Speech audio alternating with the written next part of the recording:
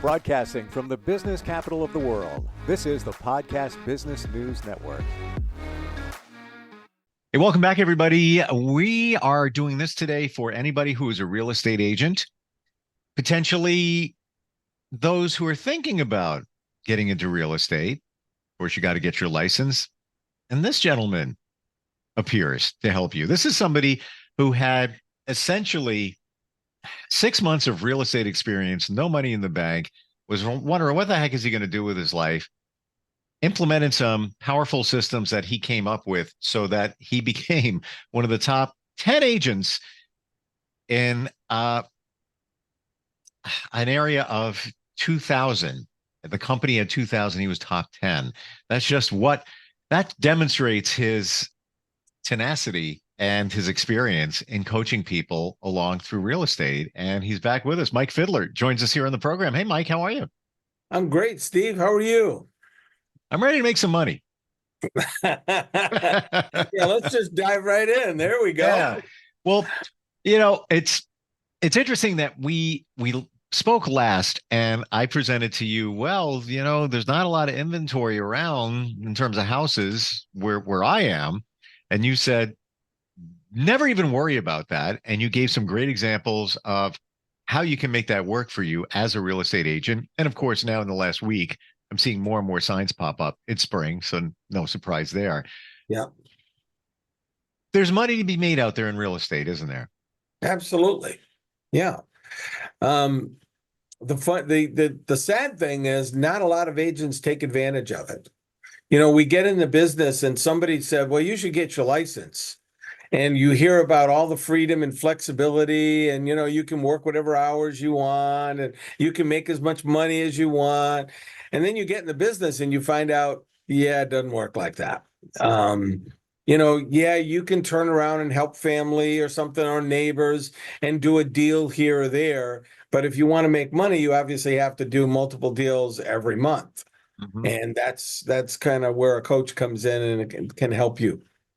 Does it become a lifestyle? What do I mean by that? There's somebody who I'm connected with, and I see him everywhere on Facebook. He's doing this, he's doing that. He puts himself out there, networking events, award situations. He's a great guy. You want to be around him. Very personable, very caring, very community connected. It works for him. And he and his wife work together. He's kind of the face of the business, but she's right there with him. They're getting listings left and right. I see, because he posts them on Facebook. Do you have to, I guess, best description, work the system there, be out there?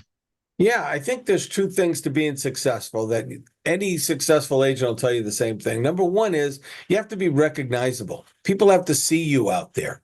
Whether it's through a brand that you're using or a billboard or whatever, that's kind of how I used my fiddle. That fiddle had nothing to do with real estate, but it got me into doors that I probably wouldn't have got into on my own. So that's the first thing is you got to be out there. People got to know you're there.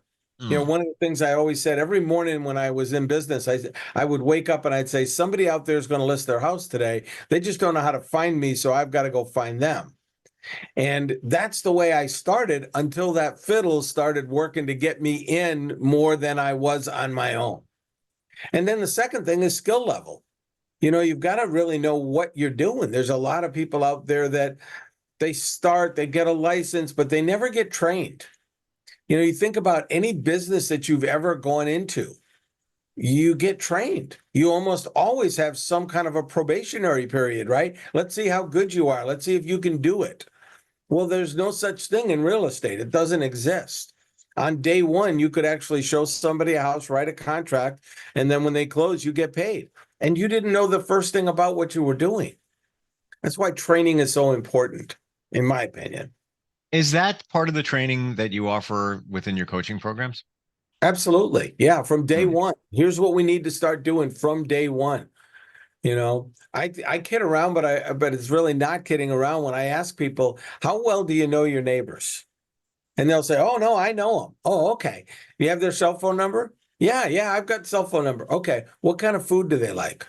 What kind of movies do they like? Huh? What kind of music do they like? What? Yeah, you don't know them. You know enough to wave when they drive by you, but you don't know them. You got to get to know them because that's the only way they're going to give you business down the road is if they already like and trust you. The trust thing is a big factor in anything, any kind of business, and it takes work. This is not easy. Let's get that out there. Yeah. It's a continual evolution of you putting yourself out there. And this is true in any business, putting yourself out there, connecting with people, even if you're not doing business with somebody, knowing them, knowing their family situation, knowing what drives them, what is exciting to them. Yeah. I learned something here in terms of what you offer in your coaching programs. And it sounds like if somebody is interested in real estate, they know there's success, there's money to be made out there. They go get their license. The second call they make, aside from telling their spouse or their parent, hey, I got a license, should be to you, because you're the one that's going to take them by, like a mentor, as a coach, and work them through and show them what they should be doing in the direction they should be going in. Am I getting that right? Yeah, as interesting you say it that way, because I was with a group of agents yesterday, and they have some very big producing people who actually own the business and do a really great job. But they brought me in because a lot of their other agents are not doing that. And they said, I'm not really sure why. And I said, well, when we first get in the business, unlike any other business, if you go to interview for any other business, the first thing you want to know is, am I going to make enough money to be able to pay my bills? Well, they don't ask that question in real estate. Nobody asks that question, and I say all the time, why did you get into a business when you're going to go broke? And because that's what happens to a lot of people. They go broke. Why? They don't get trained. They never learn how to generate business. And it's the biggest mistake most people make. Well, this company has just decided to bring me in now, and I'm going to be doing a weekly training session with their agents for the next 6 months. And they're covering it all, which is unheard of. But they understand the value because I coach them. I help them. Right. And now they want me to pretty much clone their agents to work like they do, which I think is great. Well, it's also, you could be super successful and have it pretty much figured out. But let's be honest, you're working on your success. Of course, these people could be part of a real estate agency, but you don't have the time and you don't want to hold them accountable. You just want to say, here, just all right, work under my umbrella, sell, bring listings in, and generate revenue for me as well as yourself. Maybe they don't want to be bothered with that. And that's a perfect scenario for you as well. Yeah. My first broker, the training that I got from my first broker went like this. There's the phone, make it work. Right. That was it, and I've met a lot of other Oh, salespeople. wait, left one thing out. Here's the login for MLS. All right, I'll see you. Yeah. I'm starting to convince people that MLS is not what they think it is. Yeah. It's just one small tool.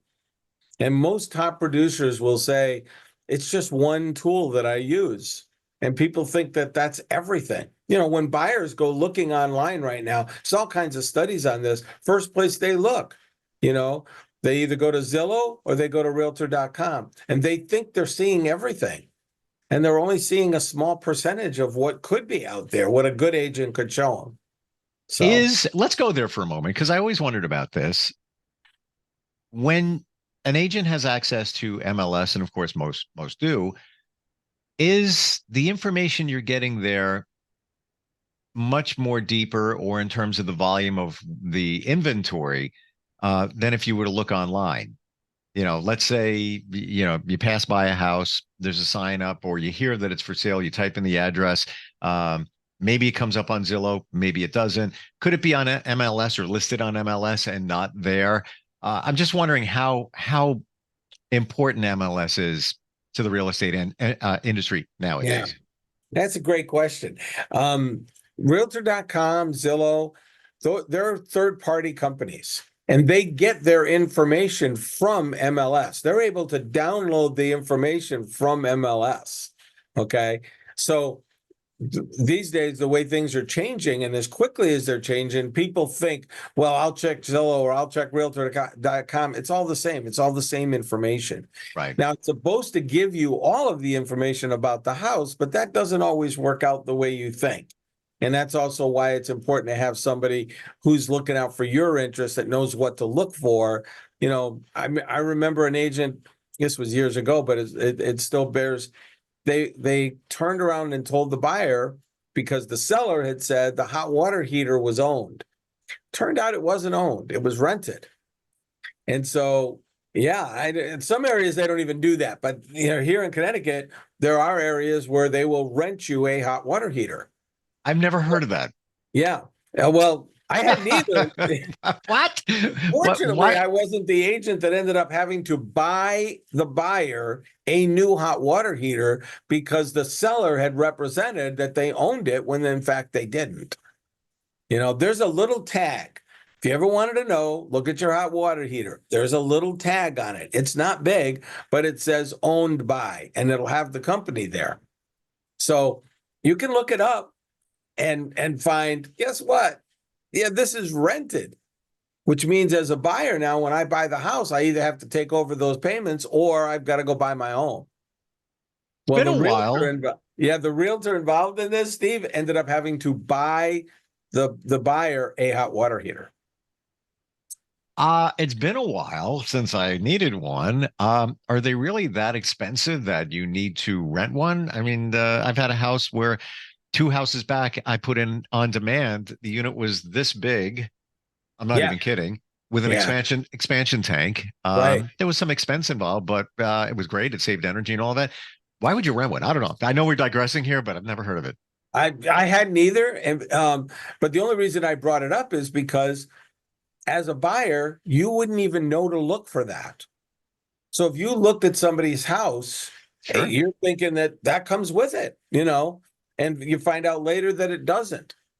I'll give you another example. We just found this one happening recently, was the difference between city sewers and septic tanks. Sure. Seller turned around and said, oh, no, we're connected. And they weren't. They were still feeding off the septic tank. Buyer turned around and came in. Well, wait a minute. You told us you were connected to city water, city sewer. Those are the kinds of it seems like a little thing, but that can turn up and blow up a deal. So it's important to have somebody that can look out for your interest on those things. And this is all public information if you know where to look. So. You must have seen so many interesting situations, especially at closing. I know of a friend who sold a house and they were getting divorced, and his ex, they offered the pool robot cleaner, which they're pricey, at least like $1,500, maybe a little bit more. It was offered and in the beginning, but it turns out his ex sold it to take the cash and run. And can't make this up. And so at closing, it held it up because they were going back and forth. And where's the concession going to come from? She took it. Where is it? I thought you said it was included. Now it sounds minor, but again, it's almost $2,000. And the buyer expected it to be included. So eventually there was a concession made for it. I'm sure you've seen a lot at closing. Anything stands out in your mind? Crazy situations? One of the best ones was this son who tried to sell a house he was living in that he didn't own. His parents actually still held a life estate in the property. They were letting him live there. And the plan was that if he moved out, they would have sold it, or if they passed, it would have gone to him. But he tried to sell it before they passed. And it was interesting when this was one of mine. And when I found out about it, I just went to him and said, you can't sell this. And I was wrong. He actually could sell his interest in it. Of course, no attorney would have ever let it go to the closing table, but he could have. And I was like, I never even realized that, So yeah, there are lessons every day that we Wow. pick up on. How do you sell your interest in it? It reminds me of an episode of the Brady Bunch where they divided the house in half, and there was a situation going on. Like, you Yeah. take your half. Yeah. Wow. Yeah. When it comes to any coach, accountability is key, and that's something that you offer to everybody that you work with in the real estate industry. Uh, can you share some of those things in terms of accountability? As somebody's doing your program. It's probably the number one thing that top producers ask for more than anything else. Hold me accountable. Hmm. And people go, well, how can a coach possibly do that? Well, number one, you have to be dealing with somebody who actually wants to change, who wants to grow. Because if they don't want to grow, they won't do any of the things they need to do. They'll find every excuse not to. But when they want to grow, they want you to push them. They want you to hold. I never set goals for people. I sit down with them. We talk about it. What do you want to make? I ask them all the why questions about why is that important to you, and get to a real number. And once we get to that number, I can tell them how many appointments they need to go on, how many listings they need to take, all of Wow. that. Wow. Okay. And once we sit down with that, then it becomes a matter of, okay, this is what you need to do. You need to go on, let's just say it's 2 listing appointments a week for the next 6 months. Let's start talking about where are you going to find those? What are you going to do to get those? Whether it's making phone calls or sending out postcards or talking to the neighbors or whatever it is. I don't care what it is, as long as we talk about what it is, so that next week when we talk, I'm going to say to you, okay, how many of your neighbors did you talk to? How many postcards did you send out? What did you do? And when the numbers don't add up, when all of a sudden those well, we can go right back and say, well, we know why, because you said this is what you're going to do, you didn't do it. I start to realize when somebody's getting skeptical when all of a sudden they start rescheduling calls with me. I set up the calls to be the same time on the same day every week. When all of a sudden I start getting messages going, oh, I've got a doctor's appointment, or I got to do this, or I got to do, I know they're getting skeptical because nobody wants to come to one of those calls and say, I didn't do anything this week. So it So pushes them. these are tried and true strategies where and is it the first thing one of the first things that somebody says to you, you ask of them how much money you want to make, and then you come up with a formula for that? Well, okay, obviously if somebody says this huge amount, let's be real, but is it a certain number of listings, certain number of calls, etc., that based on your experience, this is what you need to do to reach this amount? Yeah. Yeah, I mean, I've coached enough people so that I know now how many appointments people need to go on to hit certain numbers. What's interesting is that most of these agents, they don't know what number they really want to hit. They'll mention some number that's a pie in the sky kind of thing, and then I'll sit down and break it down with them. We'll talk about what their expenses are, how much are they actually paying every month out to live. What do you want to make for profit? What's your plan for retirement? By the way, the number one plan for most agents, the number one plan is death. They have no plan for retirement. Yeah. And it's you see that a lot. So I'll sit down with them and we'll talk about planning for retirement, planning to sell your business when you're getting ready. The agents go, what do you mean sell my business? I'm like, you're a professional. When a doctor retires, they sell their practice. When a dentist retires, they sell their practice. Why aren't you Sure. selling yours? Well, most of them go, well, I don't have one. Well, we can fix that. Right. And I do. And a lot of times it's hard to sell those because they are the face of the business. So that's listen, great challenge to have there where you've worked yourself to the level where you are the business. Interestingly, talking about goals, I joined a men's group about 6 weeks ago, and we meet every week, and we've done different things, community projects and such, and leadership, but the accountability is there where every week we have to give our commitments. What are we going to do? And it could be, I'm going to hit the gym 4 times, at least an hour each. It could be, I'm going to read this important book. I'm going to spend more time with my spouse, my kids, whatever it is, whatever it is. But if you don't do it, and you have to be honest, otherwise, what's the point? There's what's called the cleanup. And the cleanup is I loosely put, the punishment if you haven't done it. And it could be, it could be 50 push-ups in front of the group, or it could be what, and nobody really wants to do that, and we're honest, yeah, we didn't do it, but there's accountability. I think we need to put that on ourselves. If you make a goal, you need to stick to it, because what's the point? You're not going to progress. You're not going to move your life forward without that. And why even hire a coach if you're not going to do it? And I get what you're saying, skeptical. It's not you, it's them. Yeah, it is. It absolutely is. Top producers understand it. I had 3 people at the group yesterday turn around and talk about, he's going to push you.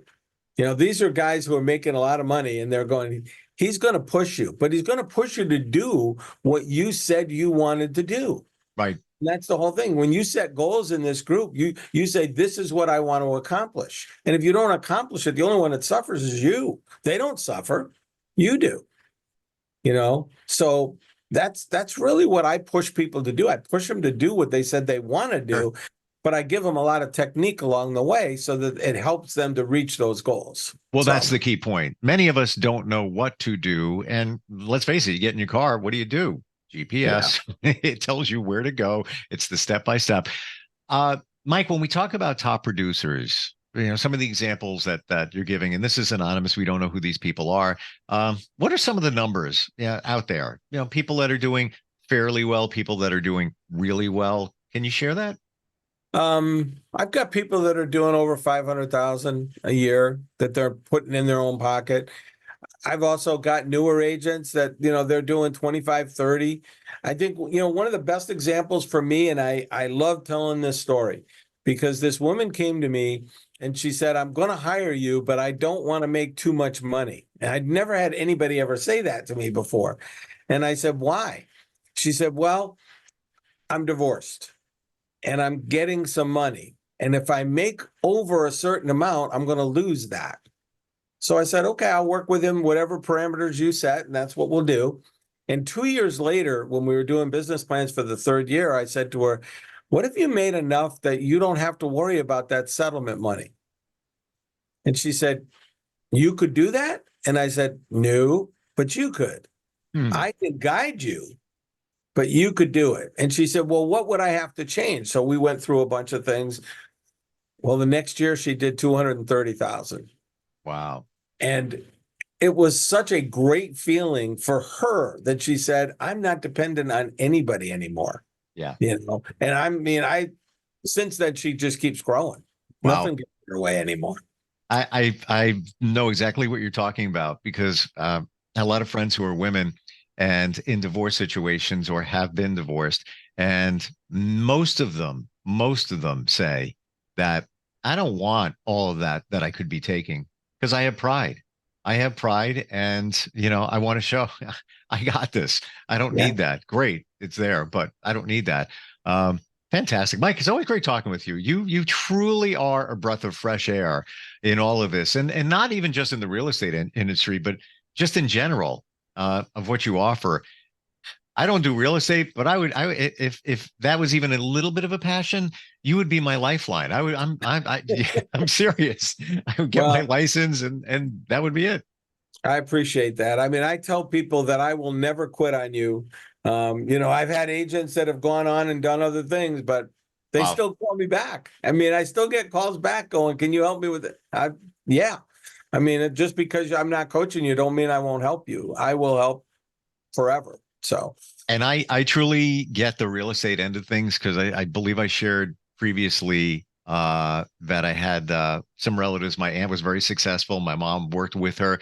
I still remember before there was computers, where you would get an envelope with a packet of MLS listings with the loose leaf binder holes in it, and black and white photographs. All the information out of the book. Out of the book. Yeah. Amazing. Mike, how do we find you? MikeFiddler.com. 2 Ds. You can go to my website, Up in the top right corner, there's a link that says free consultation. Just click on it. It'll take you to my calendar. Book 30 minutes free. I'll spend 30 minutes with you. Whatever you want to talk about. Awesome. That's my goal becomes yours. So, Thank- or vice versa, your goal becomes mine. If your goal is real estate, that's the guy right there, MikeFiddler.com. Mike, again, thank you so much, and we'll talk next time. Thanks again, Steve. We'll talk to you again. Bye-bye. We'll be right back.